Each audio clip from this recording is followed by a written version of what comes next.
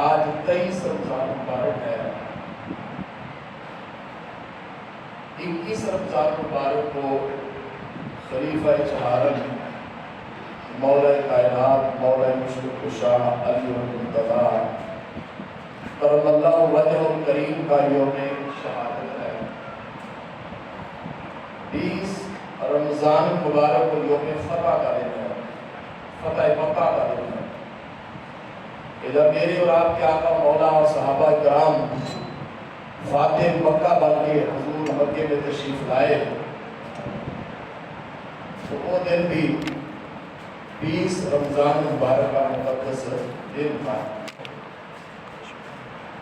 موضوع تو ہر ایک اتنا طویل ہے کہ ہر ایک پہ رہتا گفتگو کی جائے تو بڑا وقت درکار ہے، لیکن خاص جو ہمارے لیے ایک اس موقع پر سمجھنے والی بات ہے اور جو ہمارے لیے خصوصی پیغام ہے، وہ چند باتیں آپ کی خدمت پہ عرض کرنی ہے۔ اللہ تعالیٰ اپنی راہ کے اندر اگر شہادت کسی کو عطا فرماتا ہے تو یہ بہت بڑا منصب ہے۔ نبی کریم رؤوف الرحیم صلی اللہ علیہ وسلم کے صحابہ اور بالخصوص خلفائے راشدین اللہ کے پیارے حبیب علیہ السلام کے کتنے قریبی ہیں، کتنے محبوب ہیں، اللہ کے کتنے پیارے ہیں کہ امت کا اس بات پر اجماع ہے کہ یہ 4 خلفاء جو ہیں، سیدنا صدیق اکبر، سیدنا فاروق اعظم، سیدنا عثمان غنی اور مولا کائنات مولا مشرق کشا کرم اللہ وجہ الکریم، یہ روئے زمین پر انبیاء کے بعد تمام صحابہ اور امتوں کے لوگوں سے افضل ترین یہ 4 ہستیاں۔ اب ان کی اگر سیرت کو دیکھا جائے، ہم نے کیا مشقت اٹھانی ہے، کیا تکلیف اٹھانی ہے، ہم سوچ بھی نہیں سکتے۔ سیدنا صدیق اکبر رضی اللہ عنہ کے علاوہ 3 صحابہ، سیدنا فاروق اعظم، سیدنا عثمان غنی اور مولا کائنات، ان تینوں کی شہادت ہوئی،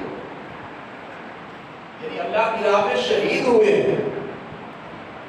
اور سیدنا صدیق اکبر کے بارے میں بھی علماء کرام ارشاد فرماتے ہیں کہ آپ کی جو موت تھی وہ شہادت والی موت تھی،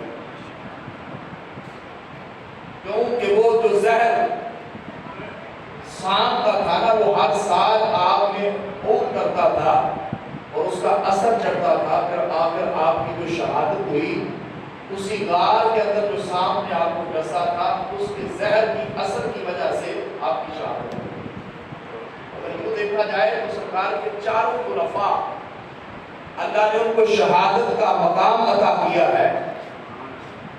آپ تصور تو کریں، یہ دین ہمارے تک، یہ قرآن ہمارے تک ایسے پھولوں میں رکھ کے نہیں پہنچا، یہ جانوں کی قربانی، بالوں کی قربانی، وقت کی قربانی دینے سے اللہ نے ہمیں قرآن اور اسلام عطا فرمایا۔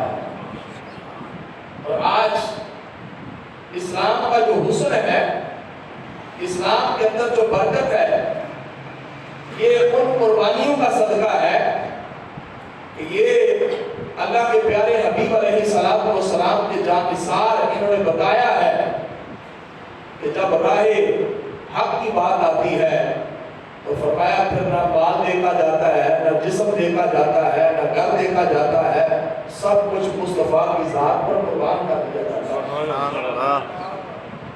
اب شہید کا مقام کیا ہے؟ قرآن کی نص سے سنیں گے، قرآن کی زبان سے سنیں گے تو ہمیں زیادہ لطف آئے گا۔ چنانچہ اللہ رب العزت سورہ بقرہ دوسرے پارے کے اندر کیا ارشاد فرماتا ہے، سماعت کریں۔ وَمَا وَلَا تَقُولُوا لِمَنْ يُقْتَلُ فِي سَبِيلِ اللَّهِ أَمْوَاتٌ بَلْ أَحْيَاءٌ وَلَكِنْ لَا تَشْعُرُونَ۔ فرمایا اے ایمان والو، وَلَا تَقُولُوا، نہ کہو تم کس کو؟ لمن یقتل فی سبیل اللہ، فرمایا جو اللہ کی راہ کے اندر شہید کیے جائیں، قتل کیے جائیں، بلا تقولوا، یہ نہیں کی گئی ہے، منع کیا گیا ہے، فرمایا ان کو مردہ نہیں کہنا، ان کو مردہ نہیں کہنا، یا اللہ مردہ نہیں ہے تو پھر کیا ہے؟ بل احیاء، فرمایا بلکہ وہ تو زندہ ہے، وہ تو زندہ ہے، ولکن لا تشعرون، لیکن تمہیں شعور نہیں ہے۔ پتہ یہ چلا کہ اللہ کی راہ میں شہید ہونے والے، جان دینے والے، بظاہر تو روح نکل جاتی ہے، لیکن فرمایا جو میری راہ میں اپنی جان دیتا ہے، اپنے جان کا ایک خون کا قطرہ دیتا ہے، تو فرمایا اس کو تم نے مردہ بھی نہیں کہنا، یا اللہ جان تو نکل چکی ہے، ہماری طرح اس کی روح قبض تو ہو گئی ہے، لیکن فرمایا تمہارا مرنا اور شہید کا مرنا اس میں زمین و آسمان کا فرق ہے، اس میں زمین و آسمان کا فرق ہے۔ کوئی اپنی ذات کے لیے مر جاتا ہے، کوئی اپنے پلان کے لیے لڑ کے مر جاتا ہے، کوئی اپنی برادری کے لیے لڑ کے مر جاتا ہے، فرمایا جو میری راہ میں شہید کیا جاتا ہے اس کی نظر میں دنیا کی کوئی غرض نہیں ہوتی، میری رضا ہوتی ہے۔ اور حضرت علی مولا کائنات یہ نہیں تھا کہ آپ اچانک شہید کیے گئے، یہ اللہ کے پیارے حبیب علیہ السلام نے پہلے اس کی خبریں سنائی، بات تو بندے نے جانے ہے یار، جان دی تو دی ہوئی اسی کی تھی، جان دی تو دی ہوئی اسی کی تھی، حق تو یہ ہے کہ حق ادا نہ کر سکے، اور جان اللہ نے دی ہے، مال اللہ نے دیا ہے، یہ صحت اللہ نے دی ہے، یہ وقت اللہ نے دیا ہے، یہ سب کچھ اللہ کا دیا ہوا ہے۔ ہمارے اندر کیا کمال ہے کہ ہم اللہ کی راہ میں خیرات کریں، لیکن رب بندے کو جان دے کر بندے کی جان کا سودا خود کرتا ہے۔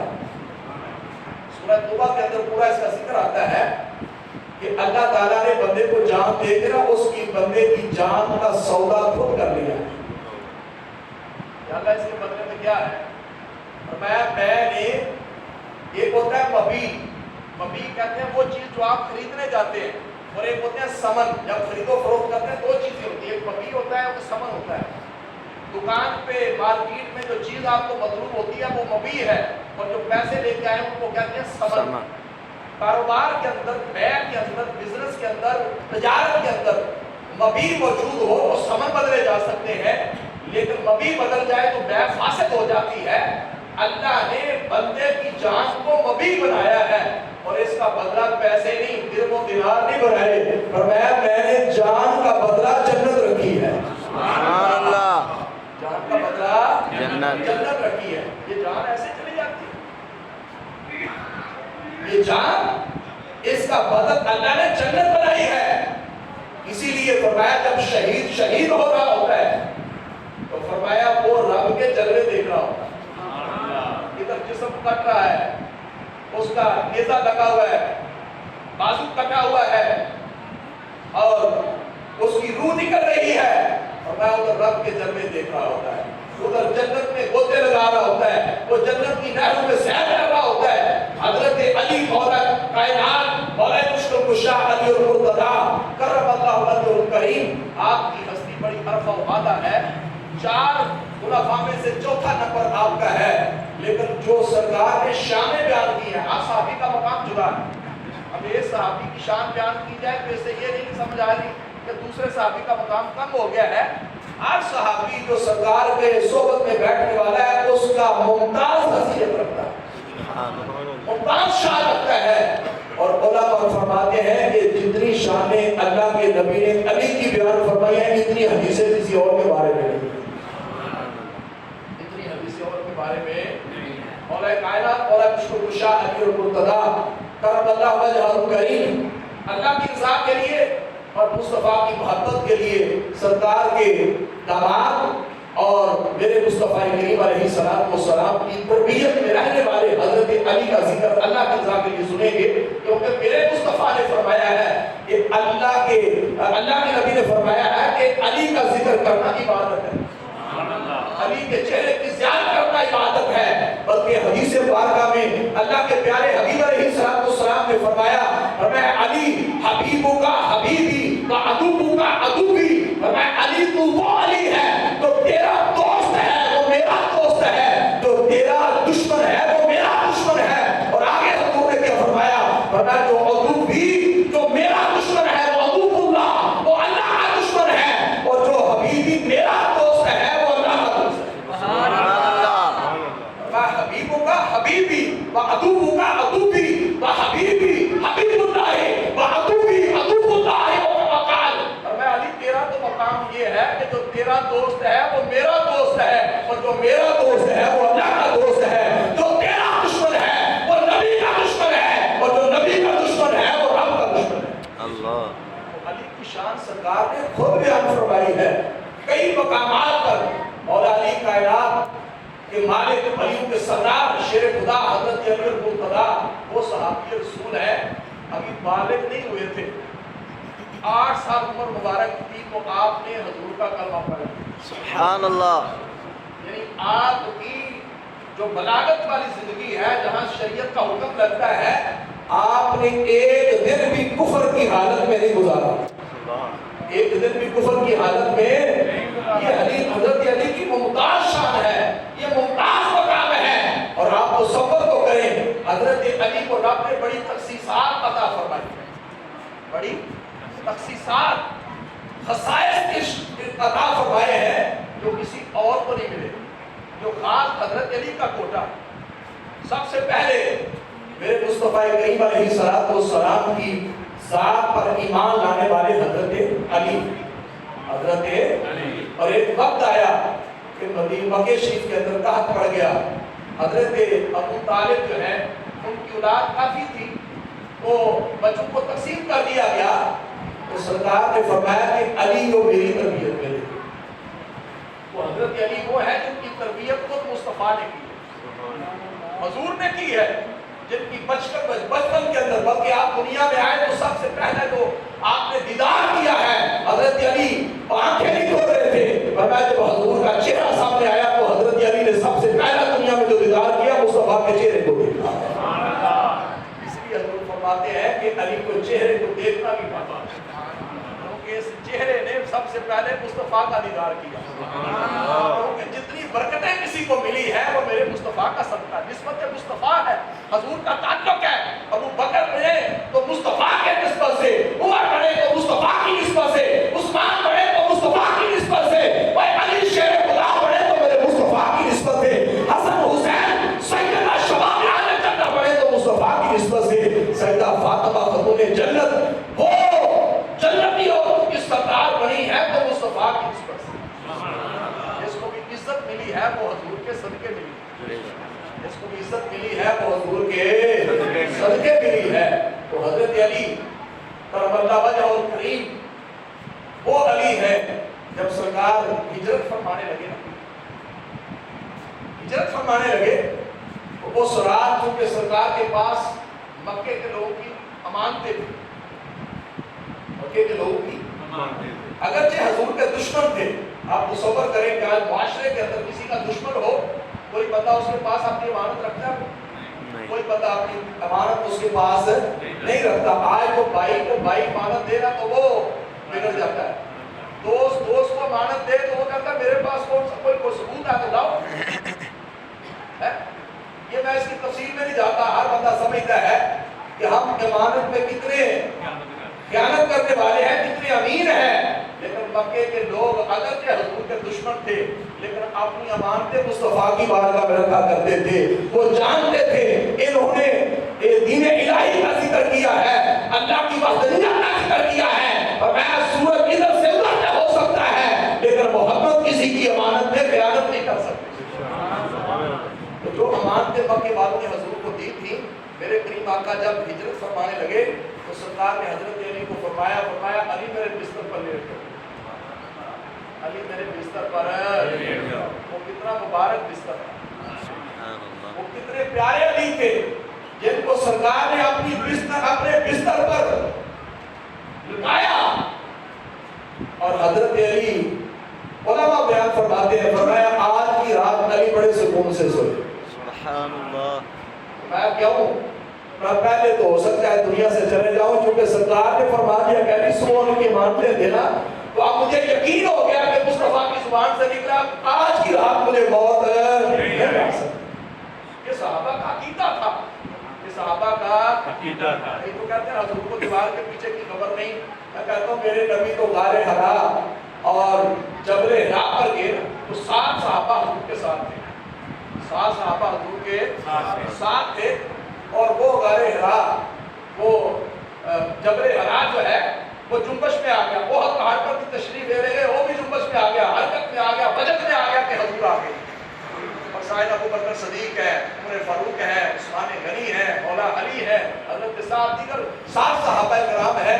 اور سرکار فرماتے ہیں احد پہاڑ رک جا، تجھ پر نہیں مصطفیٰ کے غلام آ کر کرے گا. اور سرکار نے اس وقت فرمایا تھا، فرمایا میرے علی کو شہید کر دیا جائے گا، میرے علی کو شہید کر دیا جائے گا. ایک دفعہ حضرت علی بیمار ہو گئے اور اتنے بیمار ہوئے کہ سیدنا صدیق اکبر عمر فاروق اور سرکار خود ان کی تیمارداری کرنے کے لیے تشریف لے گئے. تو حضرت علی کی طبیعت اس قدر خراب تھی کہ سوچنے لگے کہ اب علی کا انتقال ہو گیا. لیکن حضور نے فرمایا کہ کیا کہہ رہے ہیں میرے صحابہ، علی کا اس وقت تک انتقال نہیں ہوگا جب تک ان کے سر اور داڑھی مبارک کو خون سے رنگ نہ کیا جائے. آپ کی شہادت کی خبر سرکار نے پہلے دے دی. حضرت علی رضی اللہ تعالیٰ جانتے تھے مجھے شہید کر دیا جائے گا، لیکن نہیں کہتے تھے دیکھو جی اگر ولی تھے، ولیوں کے سردار تم کہتے ہو تو پھر اپنی شہادت کو کیوں نہیں روک لیا.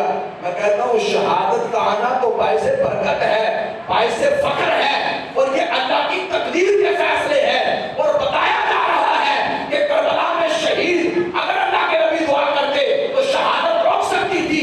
اگر وہی نبی سورج کو اعلان کرے باقی یہ صحابہ کے اندر حضرت علی کی نماز رہ جائے تو سورج پلٹ کے آ سکتا ہے، تو کیا نبی دعا کرے تو حضرت علی کی شہادت روک نہیں سکتی؟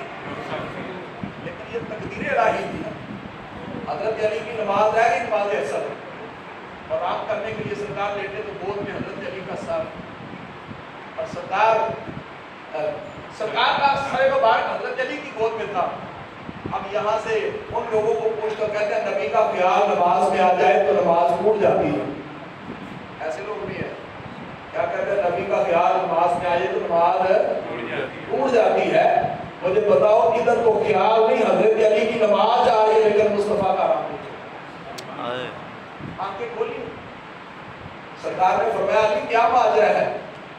عرض کی تھی سونے آج نماز اثر ادا نہیں کی تو سورج غروب ہو رہا ہے، ڈوبنے والا ہے. صحابہ کہتے ہیں ہم نے اپنی سر کی آنکھوں سے دیکھا سورج غروب ہونے کے قریب تھا. اے ایمان والوں کبھی تصور تو کرو، یہ سورج جو کسی کے روک نہیں سکتا، ساری دنیا کٹھی ہو جائے دعا کرے اللہ کی بارگاہ میں یا اللہ سورج روک دے، ایک سیکنڈ کے لیے بھی سورج روک سکتا نہیں. ایک فقط علی ہے جس کی نماز اثر رہ گئی.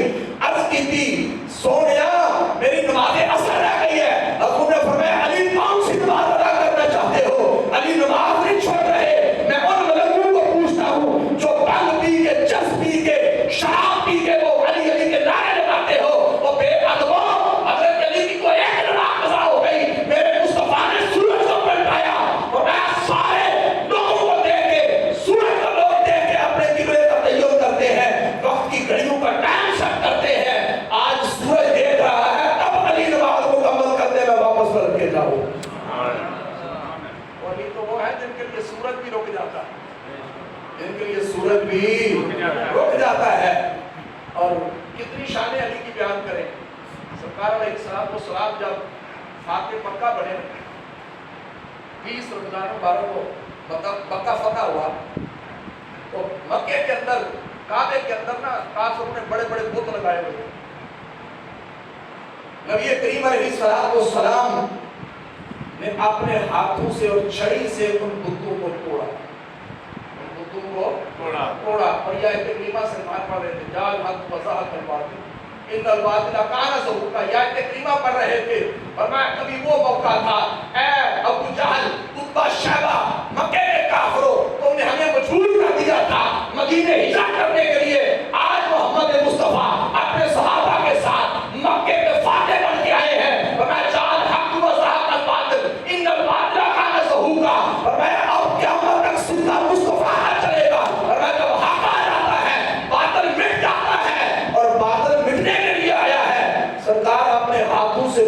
کو مسمار کر رہے ہیں اور یہ آیت کریمہ کا ملک کر رہے ہیں.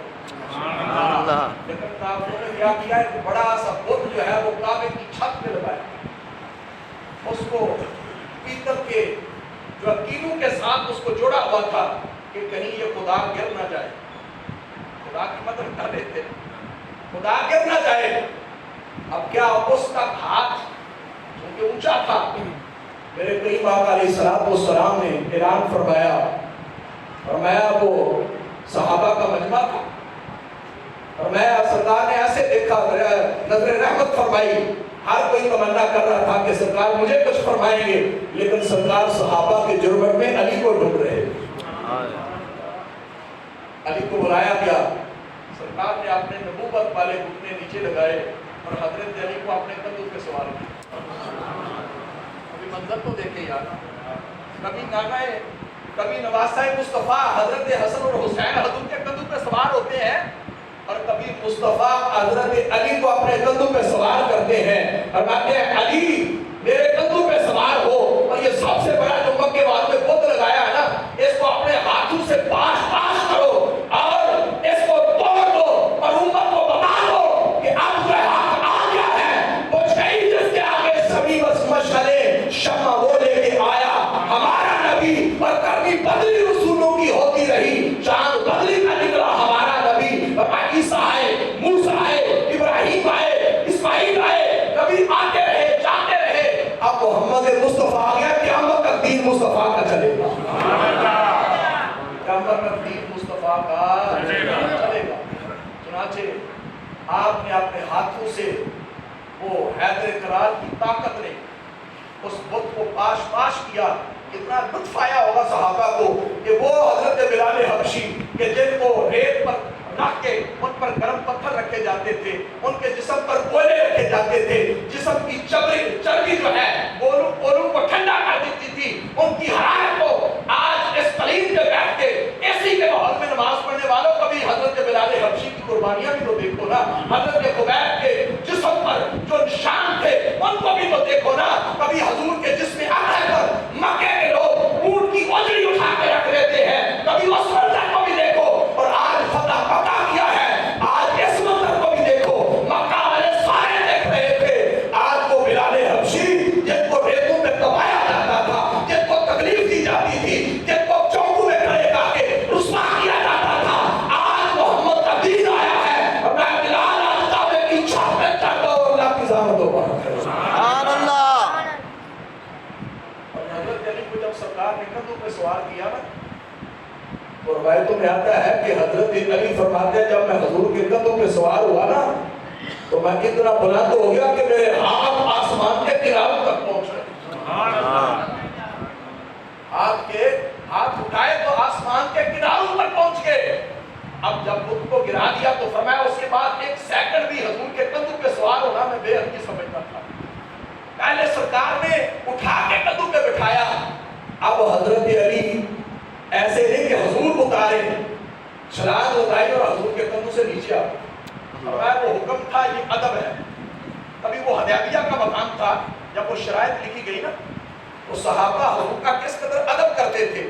اس پہ سرکار کا نام لکھا گیا نا, محمد رسول اللہ, محمد رسول اللہ. وہ کہنے لگے مکے والے کہ ہم اس دستاویز کو نہیں مانتے, کہ ہم تو رسول مانتے نہیں ہیں, ہم تو رسول مانتے ہی نہیں, تو محمد رہنے کو رسول اللہ بٹھا دو. اور سرکار نے فرمایا علی یہ مکے والے اڑی کرتے ہیں نا, اس میں حکمت ہے, ہم میرے نام کو مٹا دو. حضرت علی عرض کرتے ہیں سرکار یہ کام مجھ سے نہیں ہو سکتا. عرض کرتے ہیں یا حضور یہ کام مجھ سے نہیں ہو سکتا. یہ ادب کا مقام تھا. حضرت علی نے سرکار کے نام کو نہیں مٹایا, اور وہ ایک وہ ہے حضرت علی کو حضور کے کندھوں پہ سوار ہوئے. اور کبھی ہجرت کی رات بھی دیکھو کہ کبھی مصطفیٰ ابو بکر کے کندھوں پہ سوار ہوئے. یہ بھی کمال ہے کہ حضور پہ کندھوں پہ سوار ہونا, اور وہ بھی کمال ہے کہ حضرت ابو بکر کے کندھوں پر مصطفیٰ سوار ہوئے, اور 2.5 میل کا سفر حضور کو کندھوں پہ سوار کر کے, اور میرے مصطفیٰ کی نبوت کا بوجھ. صحابہ کہتے ہیں جب سرکار پر وحی ہوتی تھی نا, جس جانور پر بیٹھے ہوتے تھے تو فرمایا وہ جانور ایسے لگتا ہے جس کی کمر ٹوٹ جائے گی. فرمایا فرمایا وہ قرآن یہ ہے، یہ رب کا کلام یہ ہے، اگر پہاڑوں پر نازل کرتے تو یہ پہاڑ ریزہ ریزہ ہو جاتے، لیکن یہ قلب مصطفیٰ پر اتارا گیا۔ آج وہ نبی کے وزن کو حضرت ابوبکر صدیق سرکار کی ذات کو اپنے کندھوں پہ سوار کرتے ہیں اور 2.5 میل کا سفر کرواتے ہیں۔ ادھر علی ہے جو حضور کے کندھوں پہ سوار ہوتے ہیں، ادھر ابوبکر ہے جو مصطفیٰ ان کے کندھوں پہ سوار ہوتے ہیں۔ یہ صحابہ کو سرکار نے شان عطا فرمائی۔ سبحان اللہ، ماشاءاللہ۔ یہ حضرت علی کی محبت یہ ایمان کا حصہ ہے۔ اب یہاں پہ ایک بات یہ بھی یاد رکھیں، حضرت علی وہ ہے قرآن کتنا پڑھتے تھے۔ اب ہمارا حال تو یہ ہے نا کہ ہم بھائی حج کر لیا، ہم نمازی بن گئے، کوئی اتنی تلاوت نہیں ہوتی۔ حضرت علی رب کا قرآن کتنا پڑھتے تھے۔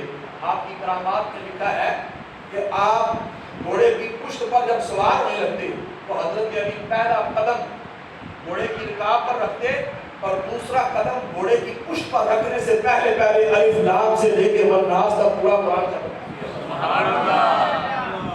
وہ ہے میرے علی جیسا، کوئی ہے علی جیسا؟ کہتے علی میرے جیسے ہیں۔ حضرت علی کا مقام بڑا عرفہ و عادہ ہے، اور میں عرض کر رہا تھا نا خصائص ہے۔ مسجد کی زمین سے یا مسجد کے صحن سے اگر کسی شخص پر غسل واجب ہو جائے تو اس کو گزرنے کی اجازت نہیں ہے۔ مسجد کے اندر سے کوئی بندے پر غسل یا اعتکاف میں وہ بیٹھا ہے، اس پر غسل فرض ہو جاتا ہے رات کو سوئے ہوئے، تو وہ فوراً اس کو مسجد سے نکلنے کا حکم ہے، اور کوئی جنبی شخص مسجد کے اندر سے گزر کے آگے نہیں جا سکتا۔ لیکن اللہ کے پیارے حبیب نے فرمایا سب کے لیے حکم یہی ہے کہ جنبی شخص مسجد کے جو صحن سے گزر کے نہیں جا سکتا، فرمایا علی جنابت کی حالت میں بھی مسجد کے گزر سے جا سکتے ہیں۔ یہ حضرت علی کو سرکار نے شان عطا فرمائی۔ ایک دفعہ سرکار حضرت علی مولا کائنات گھر میں شکر رنجی ہو گئی اور ناراض ہو کے مسجد نبی شریف کے اندر آگے زمین پر لیٹے ہوئے ہیں، اور آپ کے جسم کو پٹی مبارک چھو رہی ہے، چوم رہی ہے۔ سرکار اسی حالت میں آئے اور سرکار نے اپنے قدم مبارک سے ٹھوکر لگائی اور فرمایا قم یا تراب، یا تراب۔ حضرت علی کنیت ہے تراب، تراب کہتے ہیں مٹی والے کو، اور میں پہلے علی کہتے تھے، شیر خدا کہتے تھے، اور میں مصطفیٰ کی زبان سے ابو تراب نکلا تو اب ابو تراب مٹی والے بن گئے۔ یہ صحابہ کی محبت تھی، اور اللہ تعالیٰ اپنی رحمت کا صدقہ ہم سب کو اولیاء اللہ سے اور ولیوں کے سردار مولا کائنات حضرت علی سے اور آپ کے خاندان سے محبت کرنے کی توفیق عطا فرمائے۔ انسان کو عقیدہ نماز کے اندر کمی ہو جائے یہ کل بخشی جائے گی، اس میں بھی اجازت نہیں ہے کہ بلا وجہ نماز چھوڑ دیں۔ ہاں کوئی بندہ ایسا حالت میں اگر نماز پڑھ ہی نہیں سکتا تو پھر اس کو شریعت نے اجازت دی ہے، بالکل اس کی لاغر ہو گیا ہے، اٹھ ہی نہیں سکتا، اور وہ نہ سجدہ کر سکتا ہے نہ اشارے سے پڑھ سکتا ہے، لیکن اس سے پہلے اس کو نماز پڑھنے کا حکم ہے۔ لیکن اگر نماز میں کمی ہو گئی، روزے میں کمی ہو گئی تو کل بخشے کے قابل ہے، لیکن اگر کسی کا عقیدہ خراب ہو گیا تو یاد رکھیے گا اس کی کوئی نماز اللہ کی بارگاہ میں قبول نہیں ہے۔ ہمارا عقیدہ یہ ہے، ہم صحابہ سے بھی پیار کرتے ہیں اور مولا کائنات سے بھی پیار کرتے ہیں، ہمارے کائنات سے بھی پیار کرتے ہیں، بلکہ حضور کی حدیث ہے، جامع صغیر کی حدیث پاک ہے، حضور فرماتے ہیں اپنی اولاد کو 3 چیزوں کا ادب سکھاؤ، ادبوا اولادکم علی ثلاث خصال، حب نبی کا، حب اہل بیت ہی، و تلاوت القرآن۔ فرمایا اپنی اولاد کو کیا سکھانا ہے؟ ABC بات میں سکھانی ہے، پہلے نبی کی محبت سکھانی ہے، پہلے نبی کی دکان پہ بعد میں بھیج رہے ہیں، پہلے آپ نے بیت اتحاد کی محبت سکھانی ہے، اور باقی علم بعد میں سکھانے ہیں، پہلے تلاوت قرآن سکھانا ہے۔ آج اللہ ہم سب کو اپنی اولادوں کو دینی تربیت ان کی کروانے کی توفیق عطا فرمائے، ان کے قرآن پڑھانے کی توفیق عطا فرمائے، اور ان کی شرعی رہنمائی خود کرنے، خود بھی سیکھنے اور اپنی اولاد کو بھی سکھانے کی اللہ تعالیٰ توفیق عطا فرمائے۔ تو چونکہ ٹائم بھی ہو چکا ہے، اور آج ایک آپ کے لیے یہ بھی خوشخبری ہے کہ آج ہم نے 12 روزہ احکام قرآن کورس اسی مسجد کے اندر شروع کیا تھا، 11 رمضان سے لے کر کل 22 رمضان کو ختم ہوا ہے۔ تو آج ہم نے جو اس میں طلباء نے شرکت کی ہے، اور کم و بیش جو میکسیمم تعداد رہی 25-30 کے لگ بھگ 20-25-30 کچھ آتے رہے جاتے رہے، اور جو خوش نصیب مسلسل آتے رہے تقریباً 11-12 عاشقان رسول ہیں۔ ہم نے ان کے لیے تحائف کا اہتمام کیا ہے، انشاءاللہ ان کو کتابیں دی جائیں گی صرف 5 منٹ کے لیے، تاکہ ان کی حوصلہ افزائی ہو کہ انہوں نے 12 دن کسی بلین کلب پہ جا کر نہیں، اللہ کے گھر میں بیٹھ کر دین کے مسائل سیکھے ہیں۔ تو اللہ تعالیٰ ان کی یہ علم دین سیکھنا اللہ قبول فرمائے اور ہم کو بھی علم دین سیکھنے کی توفیق عطا فرمائے۔